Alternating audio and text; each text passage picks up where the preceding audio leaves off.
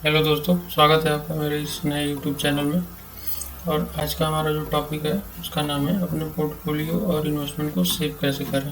तो आगे चलने से पहले अगर आपने इस यूट्यूब चैनल को सब्सक्राइब नहीं किया है तो प्लीज़ प्लीज़ प्लीज़ सब्सक्राइब कर दें और बेल आइकन भी हिट कर दें, जिससे हम फ्यूचर में जो भी वीडियो बनाएं सबसे पहले आपको मिल सके।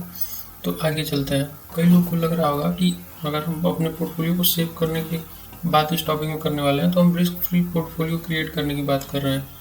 तो इनको बता दें, ऐसा बिल्कुल नहीं है। आप इन्वेस्ट स्टॉक मार्केट में रिस्क फ्री पोर्टफोलियो बना ही नहीं सकते। तो फिर सेव का मतलब क्या है? तो इस सेव का मतलब क्या है? तो सेव का मतलब है कि हम अपने जो स्टॉक मार्केट में इन्वेस्टमेंट है उसको कितना रिस्क को कितना कम कर सकें, रिस्क को रिड्यूस कर सकें, ज़्यादा से ज़्यादा रिस्क को रिड्यूस कर सकें। तो ये तो आप लोग के मन में सवाल उठ रहा होगा कि कैसे हो सकता है, इसको कैसे रिड्यूस कर सकते हैं।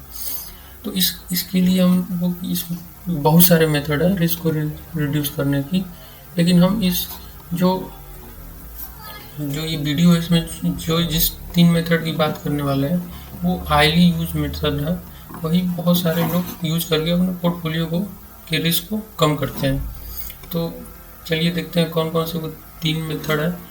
तो पहला मेथड है बाई कंपनी कंपिटिटर, दूसरा है सेक्टर डिवीजन, तीसरा है large mid small cap investment division.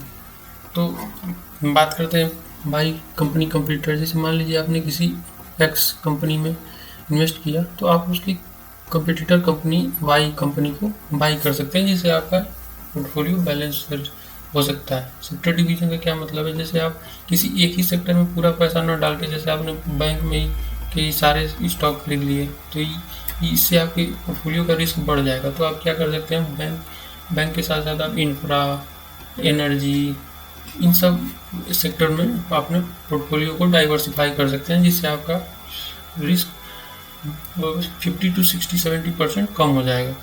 और तीसरा है लार्ज मिड कैप और स्मॉल कैप। तो अगर हम जैसे बैंक के शेयर ले रहे हैं तो इसमें कुछ कंपनियां लार्ज कैप की होंगी, कुछ कंपनियां मिड कैप की होंगी, कुछ कंपनियां स्मॉल कैप की होंगी।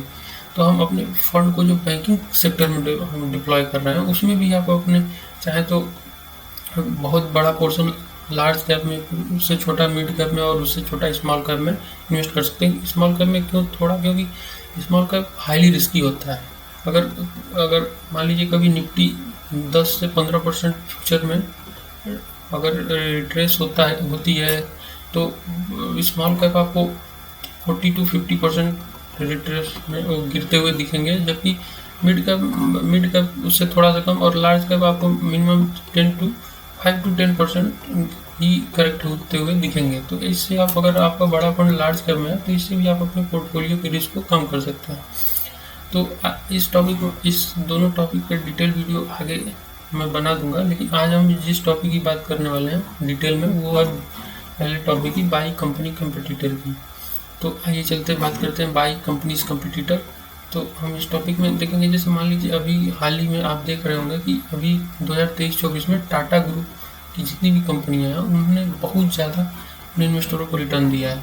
तो जैसे मान लीजिए कोई बिगनर इन्वेस्टर है या जिसको नहीं पता है, उसने अपने सारा फंड जो है टाटा के ग्रुप की कंपनियों में इन्वेस्ट किए हुए हैं। तो उससे क्या होता है, उसका रिस्क बहुत बढ़ जाता है। 100% उसका पोर्टफोलियो रिस्क पे रहता है। ऐसा क्यों? क्योंकि मान लीजिए अगर फ्यूचर में कभी भी टाटा ग्रुप में कोई प्रॉब्लम आ जाए, मान लीजिए टाटा ग्रुप में कोई प्रॉब्लम आ जाए, जैसे आपने HDFC देखा हुआ, HDFC अभी बीच में सबकी फेवरेट थी, लेकिन वो भी उसमें भी प्रॉब्लम आई और वो भी एक अच्छा करेक्शन में दिखी। तो जितने भी लोग अगर बस HDFC ग्रुप की कंपनी में इन्वेस्टेड हैं तो उनका पोर्टफोलियो का रिस्क बहुत ज़्यादा बढ़ गया होगा।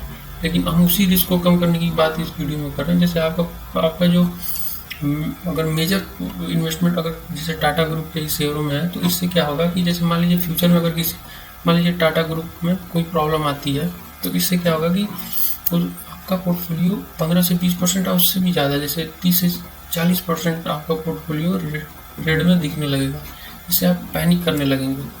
तो इसी रिस्क को कम करने के लिए मार्केट में बहुत सारे मेथड हैं। इसी रिस्क को कम करने के लिए करके अपना शेयर मार्केट से अच्छा पैसा कमा सकते हैं। और तो चलिए देखते हैं कैसे। जैसे मान लीजिए आप क्या कि आपका इन्वेस्टमेंट जैसे Tata power, Tata Motors, Tata steel, Tata chemical और टाटा एलेक्सी जैसी कंपनियों में है, तो आप क्या करेंगे, साथ ही साथ आप उसके कंपटीटर कंपनी जैसे अदानी पावर, टाटा मोटर्स की कंपनी को महिंद्रा एंड महिंद्रा, टाटा स्टील की जिंदाल स्टील या JSW स्टील को, टाटा केमिकल की कंपनी कंपटीटर कंपनी दीपक नाइट्राइट को और टाटा एलेक्सी की कंपनी कोफोर्स को बाई करके अपने पोर्टफोलियो के रिस्क को 50 to 60% कम कर सकते हैं। 100% तो कम नहीं कर सकते, लेकिन हाँ 60 to 70% आपका पोर्टफोलियो का रिस्क कम हो जाएगा ऐसा करने से। तो जैसे मान लीजिए अगर बात करें, जैसे आगे चलें बात करें, जैसे मान लीजिए कभी टाटा ग्रुप में कोई प्रॉब्लम आती है और उसके चलते टाटा ग्रुप के सारे शेयर 15 से 20% या उससे भी ज़्यादा 30% के करीब करेक्ट हो जाते हैं।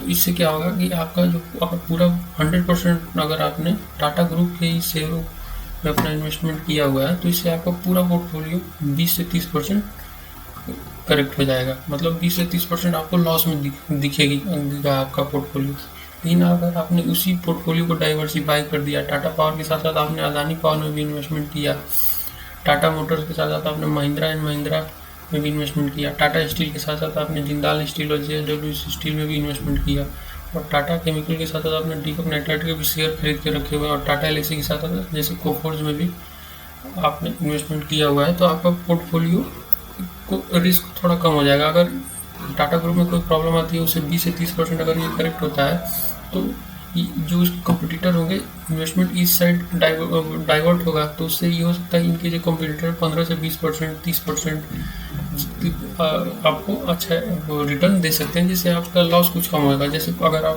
पिछले ही साल बात करें 2023 में, अगर किसी ने भी अगर बात की जाए अदानी में, अगर अपने सारे फंड को डिप्लॉय किया है, अगर उसका सारा फंड अदानी के ही शेयरों में रहा होगा, तो जो एक रिपोर्ट आई थी जिसके बाद अदानी के सारे शेयर गिर गए थे, तो उसको अपना पोर्टफोलियो का रिस्क उसका बहुत बढ़ जाता है, जिससे उसका पोर्टफोलियो 40 to 60% स्टॉक में करेक्शन हुआ था। कई स्टॉक तो कई गुना, मतलब 50 to 60, 70%, 80% गिर गए थे। तो इसी रिस्क को कम करने के लिए ये मेथड यूज किया जाता है, जिससे आपका पोर्टफोलियो बैलेंस रहेगा। अदानी का एग्जांपल पिछले साल आपके लिए एक अच्छा एग्जांपल रहेगा। तो ऐसे करके आप अपने रिस्क को बहुत हद तक कम कर सकते हैं। तो बस इस वीडियो में इतना ही था। आगे इस चैनल को सब्सक्राइब कर लें, ऐसे यूजफुल कंटेंट के लिए इस चैनल को सब्सक्राइब करना ना भूलें। Thank you.